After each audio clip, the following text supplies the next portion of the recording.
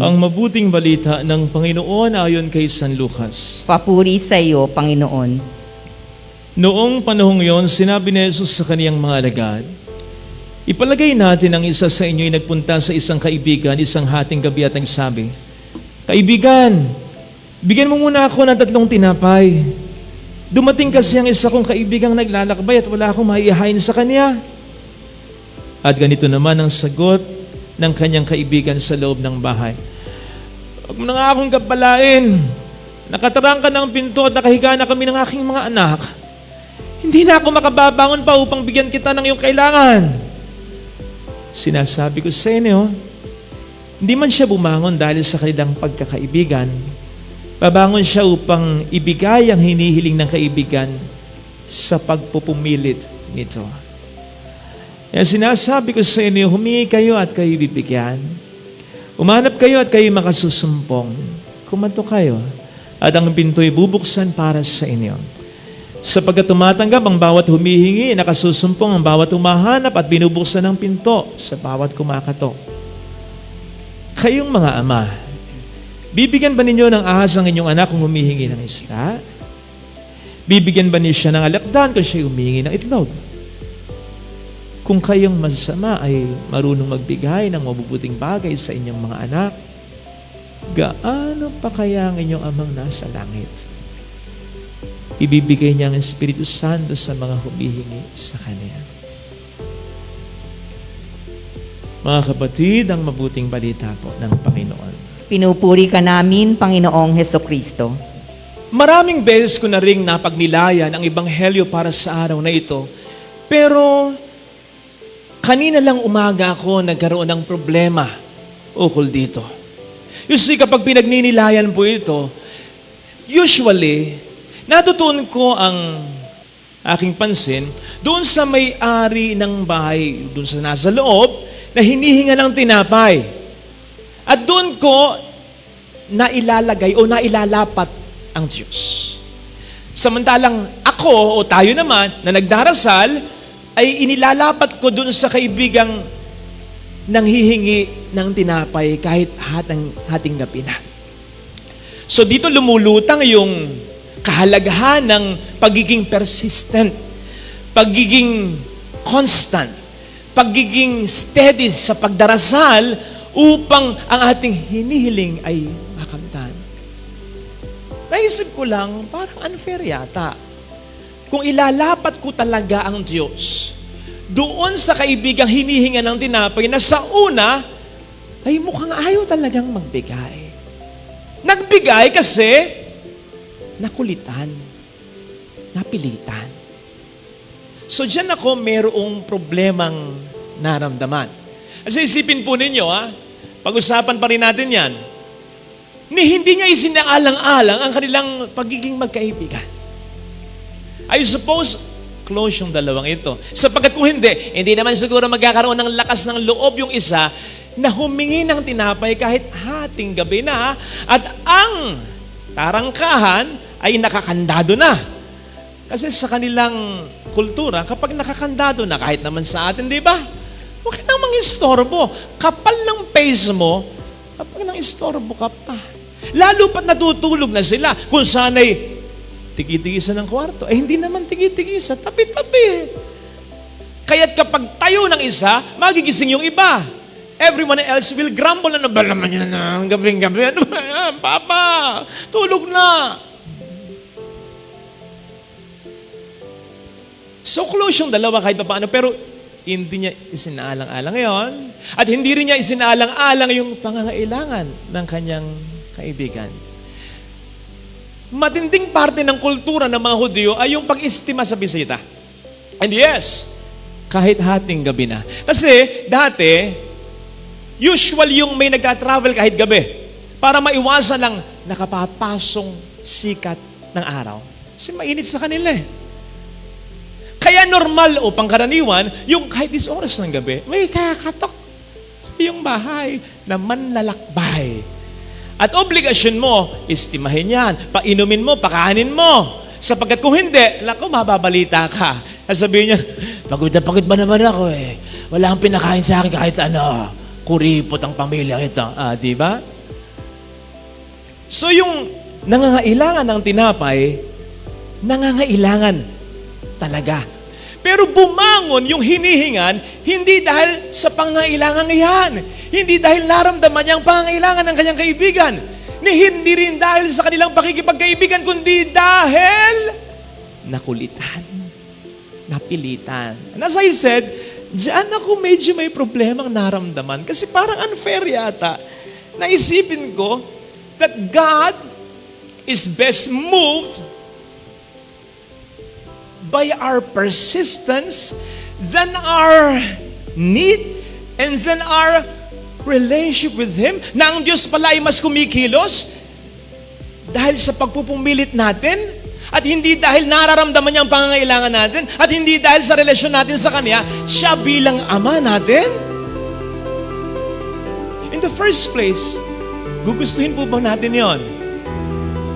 Na kung meron tayong gustong hilingin sa Panginoon, pilitin natin araw-araw, rosaryo, dasal, Lord, sige na. 50 na ako eh. Gusto ko pang mag-asawa talaga, Lord. And then eventually, bibigay sa atin ni Lord. Gusto ba natin yon? Paano kung yung hinihingi natin ay taliwas at toong kailangan natin? Ayon sa wisdom niya na para sa atin.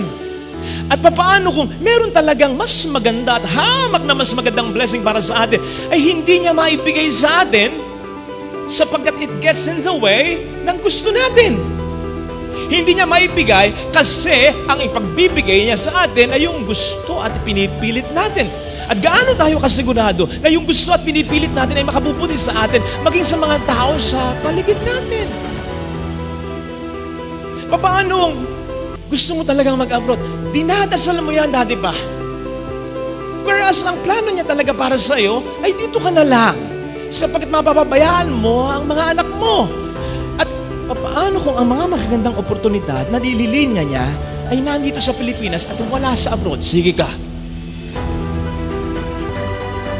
Paano kung yung hinihiling mo na mapangasawa mo ay hindi talaga tamang tao para sa iyo? Paano kung alam ng Panginoon na lulukuhin ka lang nito? At paano kung, yes, tama namang ihilingin natin sa Panginoon na gumaling tayo sa lalong madaling panahon. Pero paano kung habang may sakit ka, may ginagawa siya, mas pinag-iigting niya ang pananampalataya mo sa Kanya, mas binabay niya ang iyong pamilya, mas pinakikita ng Diyos sa iyo at sa iyong pamilya kung anong mahalaga siya at ang pamilya bago kanya pagalingin. Paano kung ganon? God knows what is best for us. So hindi nga ba medyo magiging pangit at delikado if God will be best swayed by our persistence more than our need and our relationship with Him? You see mga kapatid, ang napakinggan natin ay isang talinghaga. At gaya ng ibang talinghaga, yan ay isang istorya na nilalagay side by side, parallel sa pinupuntiriyang tunay na realidad ng buhay upang ang mensahe ng talinghaga ay mas madali nating mag-gets at may apply. So kino-compare talaga. And by comparison, we should take note na hindi lamang tinitingnan dito yung pagkakaparehas ng mga karakters ng talinghaga sa mga karakter sa tunay na buhay. Hindi lang yung pagkakamukha, kundi yung pagkakaiba-iba. Yung contrast. Sa kaso sa Ebanghelyo, I don't think na talagang pinagkakamukha, pinagpaparalel, na para bang ang Diyos ay katulad nga doon nung kaibigan sa loob ng bahay na nung una ayaw pang magbigay. Ang pinakikita dito ay yung contrast nilang dalawa.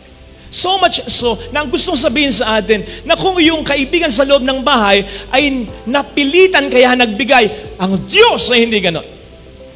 Ang Diyos ay hindi napipilitan kaya binibigay niya kahit ayaw niya. Ang Diyos ay namumove. Ang Diyos ay kumikilos. Dahil sa ating pangangailangan na nararamdaman niya. At dahil sa relasyon natin sa Kanya, na siya bilang ating Ama na nakakaalam kung ano ang mas makabubuti para sa atin talaga. Father, ang ibig sabihin ba nun? hindi na kami magiging persistent sa pagdarasal. Hindi ganon. Kaya nga sabi sa Ebanghelyo, ask pa rin, knock pa rin, search pa rin. Pero yung pagiging persistent sa pagdarasal should not be in the context ng pamimilit, kundi in the context ng pag-align ng ating kalooban sa kaniyang kalooban. Sa konteksto dapat ng upang ang relasyon natin sa Ama ay mas lumalim pa ng lubusan. Para bang yung panalangin ng ating Panginoong Yesus nung siya nasa hardin ng Getsemani. Sabi niya, Ama, kung maaari, iwas mo sa akin ang kalis ng paghihirap na ito.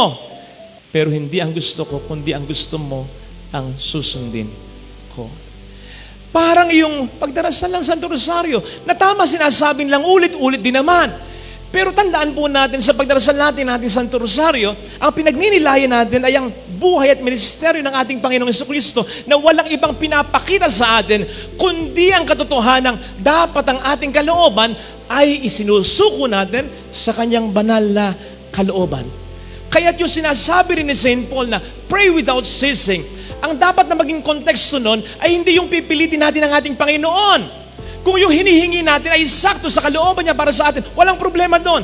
Pero ang konteksto na hinihingi sa atin na yung magdarasal tayo ng paulit-ulit, magdasal tayo ng consistent, magdasal tayo ng persistent, hanggang sa ang focus natin ay mapunta na mula sa bagay na hinihiling natin, mag-shift sa Panginoon na hinihilingan natin. Sapagkat more than the blessing that we are asking, ang pinakamagandang blessing ay siya na source of this blessing.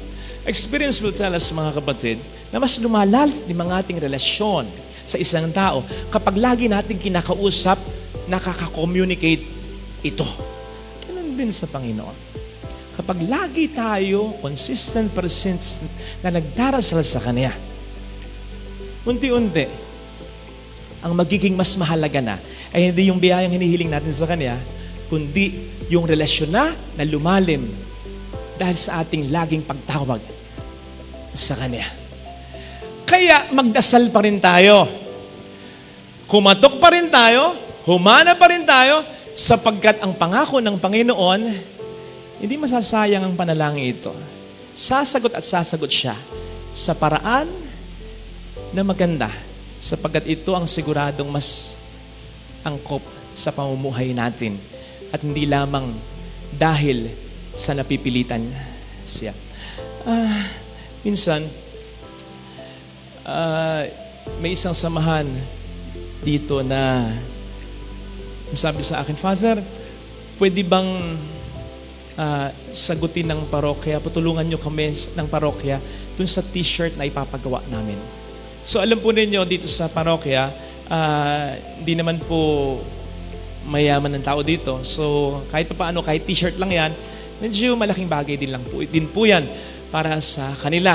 So pwede talagang tulungan. Pero sabi ko sa kanila ganito, mag-effort muna po kayo na mag-ipon kahit pa paano. Basta mag-effort po kayo. Ipon-ipon.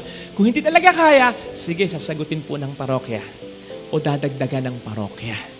Kasi ang iniwasan natin dito ay yung umasa na lamang sa parokya. Pero tutulong kung hindi talaga kaya. You see? Imagine kung ang sinabi ko sa kanila, okay, go. Kahit sino, sige, susuportan, ibibili ng t-shirt, bawat samahan. Hindi yun maganda. Hindi rin maganda kung sasabihin ko, kahit sino, wala kayong makukuha. Di ba? Yung mag-effort po kayo, mag-ipon pa kayo.